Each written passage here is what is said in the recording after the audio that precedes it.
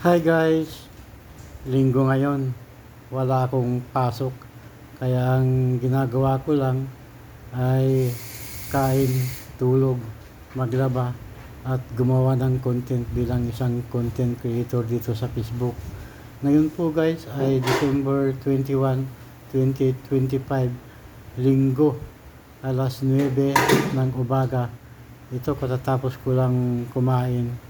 Kaya yung pinagkainan ko ay ito inuhugasan ko para mayroon naman akong magamit mamaya. Wow naman! Wow! Wow! Actually guys, hindi naman ako nahirapan sa paghugas ng aking pinagkainan dahil sanay naman ako. Buhat nung dumating ako dito sa Saipan bilang isang OFW, ginagawa ko na ito kaya ako hindi nahirapan. Huwag mong subukan. Masisira ang buhay mo.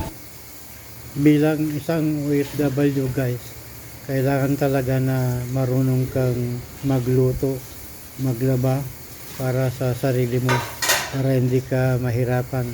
Kung hindi ka kasi marunong magluto guys, kung asa ka na lang sa restaurant, ang presyo ng pagkain sa restaurant ay mahal. Paano na lang pag ganun ang sistema mo? Hindi mapapamahal ka, baka wala kang maipon, di ba? Mahirap din pag wala kang maipon.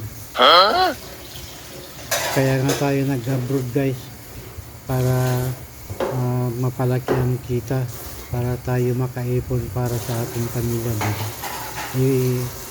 Ba't ka pa mag-abroad kung wala ka rin maipon? Di sayang lang ang panahon mo. Ang hirap kaya guys ng buhay sa Pilipinas kung alam nyo lang.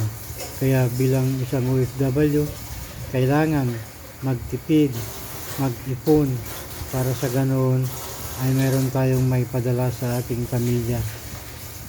Huwag naman nating ipadala lahat ang ating kinikita sa ating pamilya dahil alam nyo naman ang mga nasa Pilipinas ay gastos dito, gastos doon. Hindi nila nalalaman ang ating kalagayan dito sa abroad na hindi madaling kitain ang pera. Ang pera dito ay pinagpapawisan.